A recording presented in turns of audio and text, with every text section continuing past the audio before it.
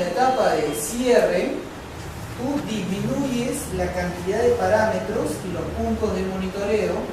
La época del monitoreo será durante los periodos críticos, ahorita vamos a hablar de esto, y el cierre, a su vez, tú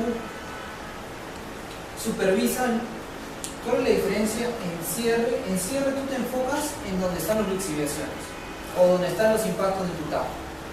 Y en post-cierre tú te enfocas en supervisar que las medidas de cierre hayan sido satisfactorias.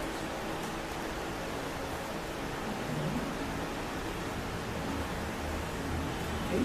Entonces, vamos a hacer un gráfico acá que es simpático. Vamos a tener un plano cartesiano donde aquí se llama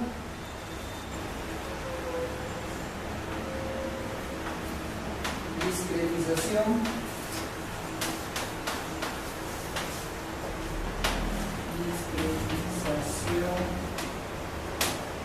temporal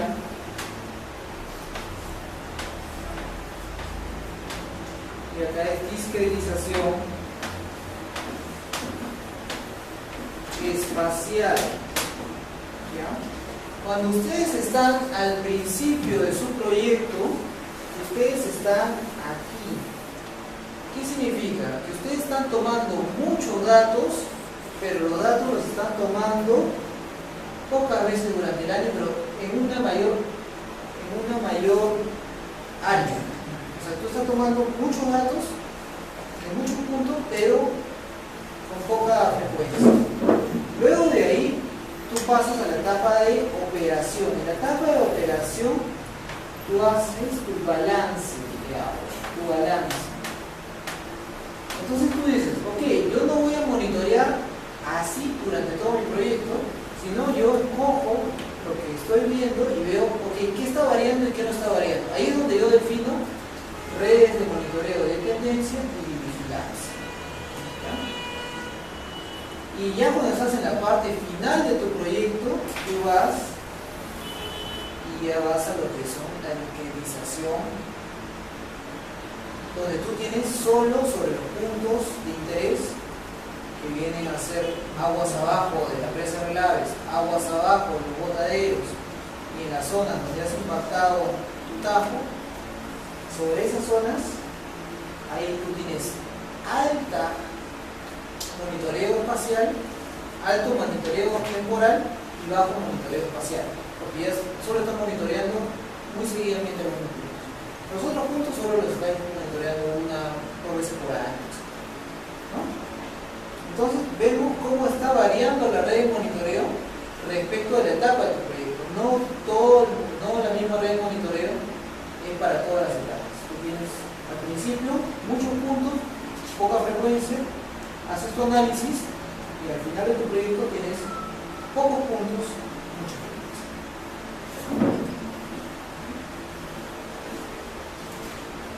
Y luego tenemos la etapa de post-cierre, que es una etapa donde nosotros tenemos que evaluar si las medidas de remediación de cierre han sido satisfactorias. Entonces, para eso hacemos un monitoreo post-cierre. En agricultura, salinidad, conductividad, metales traza, metales esenciales, y también hay que monitorear nutrientes. Entonces, el problema de la agricultura son los nutrientes, nitratos que hay en el agua salada. Y para suministro de agua potable en la industria hay que monitorear dureza, metales tóxicos como el arsénico, cromo, etc. Parámetros sanitarios como bacterias, también la demanda química de oxígeno y también la tubería. Condiciones a tener en cuenta. Para tener en cuenta, bueno, el transporte contaminante va a estar afectado por la hidrología, por la calidad del agua, por la dirección del agua y, por ejemplo, la movilidad del contaminante. Aquí hay otro tema. ¿Qué tan movible es un contaminante? El plomo no es movible. El zinc altamente movible. Los nitratos son altamente movibles. Depende mucho de cómo sean las fuerzas electromagnéticas y cosas, lo que permite que haya contaminantes o no haya. Muy bien, y acá hay otro tema que ya proviene, que lo vamos a ver en nuestras próximas presentaciones, es criterios de calidad de agua que están en otras normas respecto de efectos enérgicos. ¿Qué es lo que pasa? El aluminio es un contaminante, pero dependiendo del carbono, el carbono puede secuestrar al aluminio y dejar menos aluminio inorgánico. El aluminio se vuelve orgánico, el aluminio orgánico no es contaminante. Entonces, no es solo tener la concentración de aluminio, sino a su vez evaluarlo y ver qué atenuación y especiación tiene respecto del carbono. Vamos a ver eso después. Y acá en el caso es cuál es, para el caso del cadmio, cuál es el efecto sinérgico con la dureza. Nosotros tenemos en otras legislaciones tienen un estándar respecto de la dureza, ya sea para la concentración máxima o la concentración continua respecto de la dureza. O sea, el estándar y el estándar de calidad ambiental depende de la dureza. ¿No? Y tanto sea para agua salada o para agua dulce. ¿No? Esto es un estándar de la EPA. Y es un estándar en otros países. Entonces debemos no solo ver el componente, sino ver cómo ese componente está interactuando con los otros componentes, para ver cuánto es en lo que en realidad está afectando.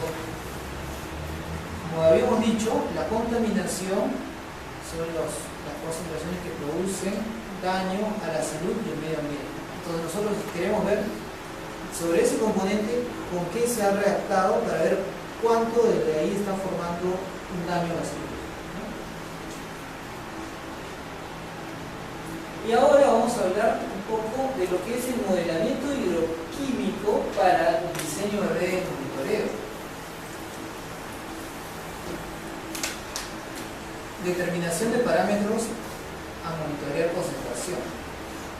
Entonces, ¿cómo nos puede ayudar el modelamiento hidroquímico para definir nuestra red de monitoreo? Muy bien. ¿Qué es el modelo hidroquímico? Dentro de todas las herramientas del modelamiento hidroquímico está el calcular la especiación. ¿Qué es calcular la especiación? Es calcular todas las posibles reacciones que pueden haber dentro de tus componentes de agua subterránea. ¿No? Entonces tú tienes dureza, formación de calcita, precipitación, caso de aguas ácidas, formación de ácido sulfúrico, etc. Bastantes términos de parámetros que pueden, absorción,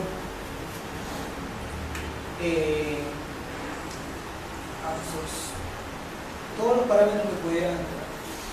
Entonces aquí tú tienes, una vez que han sido calibrados los modelos hidroquímicos de especiación, se hace un análisis de sensibilidad. En el caso de los modelos hidroquímicos, esta acción consiste en establecer la desviación del valor de concentración si no tomamos en cuenta un parámetro. Ok, nosotros hicimos la solución de nuestro modelo hidroquímico. Fíjense, y nos produjo que la presión parcial de dióxido de carbono es 0,24. Si nosotros le quitamos el nitrógeno a la reacción, esto baja a 0,16. ¿Qué nos dice? Ojo, el nitrógeno es importante en tu monitoreo porque está ligado con el dióxido de carbono. Si nosotros le quitamos el azufre, también hay un cambio. Entonces decimos, hay una correlación. Entonces tú tienes que monitorear dióxido de carbono y azufre. Cloro, también hay una correlación.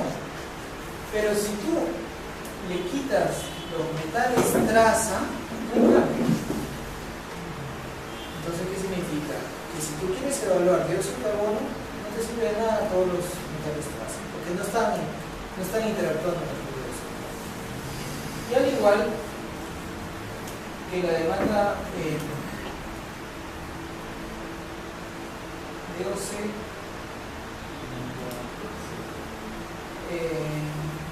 compuestos orgánicos disueltos. Compuestos orgánicos disueltos también hay una correlación entre CO2 y CO2. Muy bien, entonces esto puede ser para la presión parcial de CO2. Esta es una investigación. Y también para la calcita. Para el índice de saturación de calcita. Para el índice de calcita, la solución original tenía 0.66. Si le quitamos el nitrógeno, es un mayor índice de saturación. Pero si le quitamos los metales traza, casi no hay variación. Entonces, ¿qué significa? Que nosotros podemos evaluar la saturación de la calcita sin necesidad de monitorear los metales traza. O que los metales traza no están afectando a nuestra reacción. Entonces, si no están afectando a nuestra reacción, ¿para qué los monitoreamos?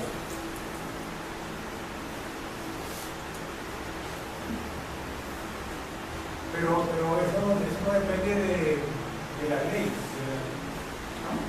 Eso no depende de los parámetros que están normados.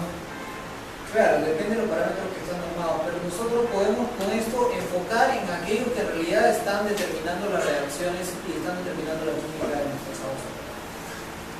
Entonces, aquellos que no estén tan relacionados o que no tengan mucha correlación con las reacciones, no los monitorearíamos tanto.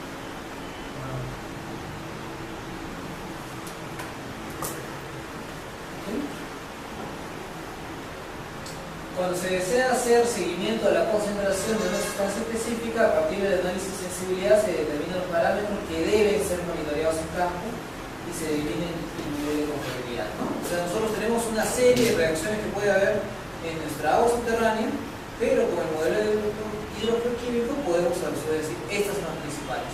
Estos son nuestros principales jugadores y estos de acá son nuestros jugadores con confiabilidad, ¿no? Es igual que en un partido tú tienes un equipo. Y sabes aquellos que van a meter gol y aquellos que solo van a estar por ahí en la cancha. Pero si uno lleva una estadística interna y uno se da cuenta que un parámetro no me varía, uno dice, bueno, no voy a seguir porque veo que está igual. Pero si veo algo que es variable, yo digo, oye, uno mismo en la misma... Podría variar, pero con el modelamiento hidroquímico tú puedes ver qué tan relevante es sobre la química total del agua. Podría ser que los metales pesados estén subiendo y bajando, pero tú podrías ver qué tan relevante es sobre las concentraciones de los derivados. Es como pasar de tener de pasar de ver una foto a ver cómo ya la película de todo. Y acá tenemos otro caso para lo que es el modelamiento de aluminio inorgánico. Entonces, en este caso se intentó determinar por qué. Porque el análisis ICP, ¿qué te da? Aluminio total. Pero el que es contaminante es el orgánico. ¿Por qué? Porque el aluminio que está con carbono no es un contaminante.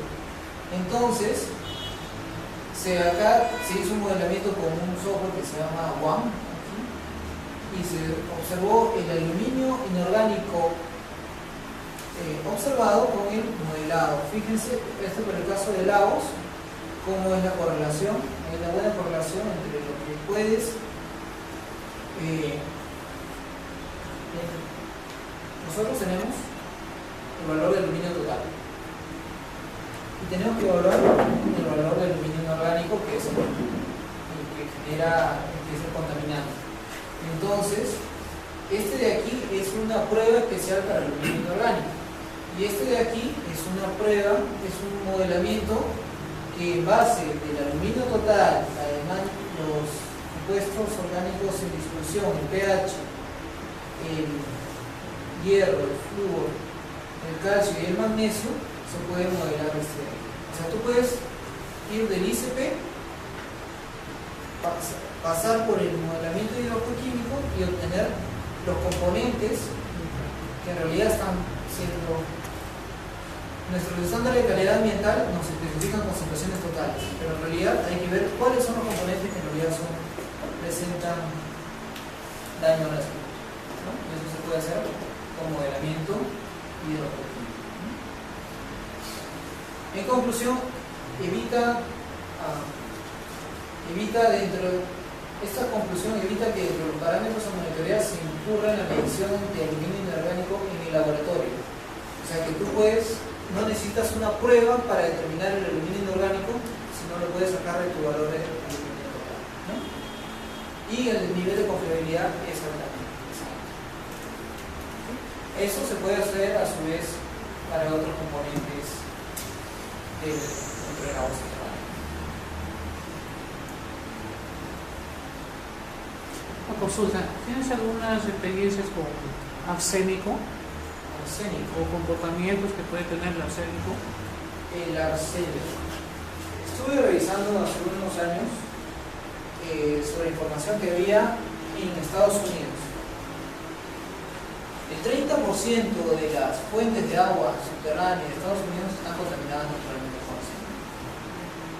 ¿De dónde viene el arsénico? El arsénico viene de tres fuentes. Primero, la arsenopirita.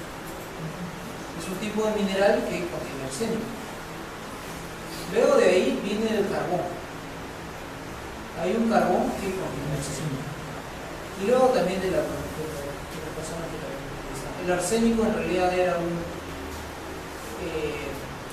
plaguicida nacional. Entonces también de ahí viene el arsénico. Te comento porque hay una problemática interna que, bueno, ya sabía que ahora estos últimos meses o en este año ha saltado que el agua que se consume en Tacna está contaminada con arsénico, está por encima de los valores de los ECA en arsénico, ¿no? Y la gente se rasga las vestiduras y todo eso.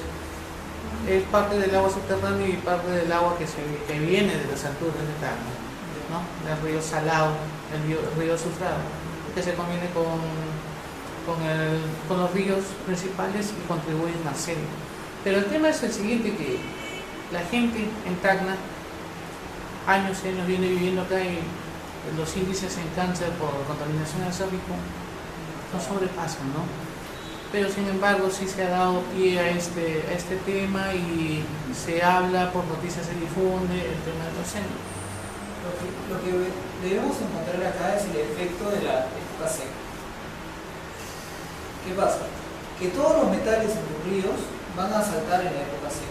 ¿Por qué? Porque en la época seca van a salir las infiltraciones, que son aquellas que han interactuado, porque la lluvia no ha interactuado con los arsénicos, aquella que ha pasado por los cuerpos mineralizados y ha salido con el arsénico.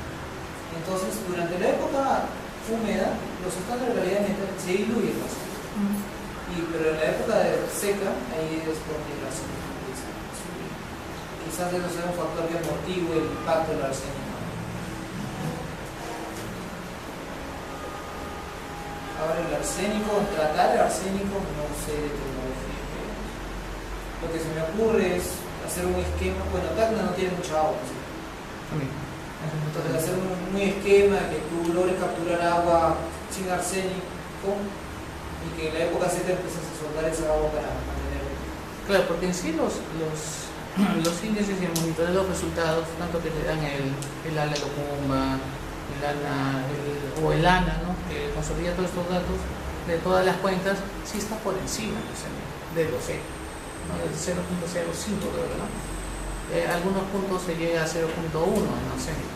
Eso sí es de acuerdo al ECA, sí, pero lo que yo quisiera saber si hay, así como el aluminio tiene una correlación con el carbono, el arsénico tendrá alguna correlación con algún Habría que investigar, sí, para ver cómo se especia el arsénico y cuáles son las actividades del arsénico. O sea, porque ahí serían dos estudios, uno del químico y el otro del estudio de la salud, ¿no? Porque la gente se ha precipitado a hacer renuncias y todo esto, pero si tú mencionas la salud, no ha hecho también su correlación, qué efecto puede tener, ¿no? Porque hay gente en Tacna de más de 100 años y sigue viviendo con el agua. habría que ver dentro de los componentes que está el agua con qué se está especiando el arsénico para ver cuánto arsénico libre y cuáles son las variedades del arsénico que en realidad presentamos riesgo, ¿no? Esto es una nueva dimensión de la química, bueno, no es nueva, pero es ver cómo el componente está interactuando con los otros componentes y cuál es el riesgo de la situación. ¿Okay? Acá hay, por ejemplo, límites de concentración. Este es un tema que va parecido con este, pero con otro componente. Otra tarea habitual consiste en definir valores de un parámetro en los que se generan estados de alerta por la posible ocurrencia de un evento. Entonces, nosotros vamos a tener ciertos valores que cuando tu red de monitoreo llegue a esos valores, tú ponte alerta, porque puede pasar algo. Entonces, por ejemplo, en el caso de drenaje ácido de roja, se sabe que el oxígeno es un componente esencial. Con un modelo hidrogeoquímico se puede determinar cuál es el nivel de oxígeno máximo que puede permitirse en una zona para evitar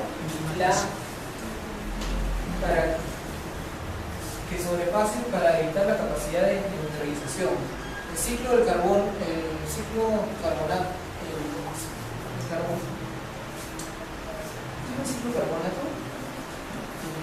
HCO3, carbonato bicarbonato de ácido carbónico, tiene un límite. Con el modelamiento hidroquímico se puede ver si las concentraciones del oxígeno son aquellas que ya el sistema no puede estabilizarse por sí solo, ahí empieza a estar generando agua base. El drenaje ácido de roja. Entonces, una vez que llegas a ese valor, tú ya empiezas a decir, ok, voy a empezar a monitorear porque ya he empezado a generar drenaje ácido. ¿Bueno? Entonces, con eso, de este modo puede diseñar su plan de seguimiento y monitoreo justificando la autoridad la selección del límite de concentración de ciertas sustancias para controlar ciertos. ¿No? Entonces, nuestras concentraciones no son en el agua ácida, sino son en el oxígeno, porque sobre esa concentración de oxígeno vamos a poder ver si vamos a generar agua ácida. Bueno, eso ha sido esta presentación sobre el diseño de sistemas de monitoreo de aguas subterráneas, tanto en nivel como en calidad. ¿Hay alguna pregunta hasta acá? Sí, sobre la profundidad de los piezometros. Al inicio de la presentación mencionaste que, bueno, diste un ejemplo, ¿no? Piezómetros son meros y profundos y había una diferencia en lo que se podía obtener al momento de tomar los datos. En mi experiencia, normalmente eso se debe a los piezómetros que se instalan para proyectos mineros obedecen a la investigación, ¿no? o al objetivo, ¿no? Entonces la profundidad es variable, pero para tratar de tener una red estándar está en función de las unidades hidrogeológicas. Eso va a predominar en el criterio de la profundidad, porque hablaste que el modelamiento final va a un 3D, ¿no? a modelar con la profundidad y los datos, ¿no? Entonces para mí es importante la profundidad, ¿no? Porque es cierto, mientras más profundiza voy a tener, o sea, si voy a evaluar calidad voy a tener un resultado sesgado, ¿no? Entonces podría ir al extremo de, qué sé yo, perforar 80 metros y la calidad va a ser, los parámetros me van a dar otra versión, ¿no? Datos diferentes que a 50 metros. Si tú quieres hacer, por ejemplo, una red de evaluación de calidad de agua por efecto de unas filtraciones de botadero, quizás la presión de sobre 80 metros, quizás no esté midiendo nada, quizás. Entonces, pero por eso hay que verlo. En realidad no está normado, pero más o menos filtraciones de redes para tus filtraciones de presas regulares, tus piezómetros deben estar 15 a 20 metros debajo de 5 a 20 metros debajo de la atmósfera. Para evaluar, sí, eso es básicamente lo que algunos piezómetros profundos que estén cerca del tapo, ¿no? Su nivel va a bajar, cosas y el piezómetro se seque también. Entonces, eso también tiene que tomar. O sea, el último piezómetro que tenían agua por efecto del desarrollo del tapo se secaron. observación, o sea, para proyectos largos, mencionaste la toma de datos, creo que estaba referido más a calidad, pero en el caso de los piezómetros también los mencionaste y se consideran para la etapa de poscierre, ¿no? Pero en todo caso, o sea, estamos hablando de que mantener la toma de datos de los piezómetros en general hasta ese escenario poscierre para la mina, o lo que va a suceder es que posible en algún momento el piezómetro se obstruya, ¿no? Entonces ahí faltaría añadir mantenimiento o el desarrollo del piezómetro. Yo digo, un buen piezómetro tiene que tener su capping, o sea, su tubería, su candado, tiene que tener su tubería de 2 pulgadas. ¿Por qué? Porque eso más o menos te va a ayudar a que tú puedas llevar un monitoreo y que no venga la comunidad y te ponga piedras. Tiene que ponerle su banderita porque no vaya a pasar un camión y se pasa encima del piezómetro. Un pozo de 2 pulgadas de tubería, ¿qué diámetro de perforación es recomendable para que tenga una buena vida útil? ¿Con cuánto? Con HQ es lo que... HQ es 8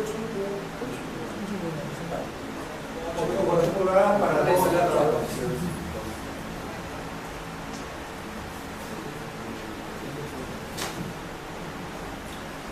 Claro, el caso de diamantina, ¿no? Pero en el caso de aluviales, ¿sabes? Con tu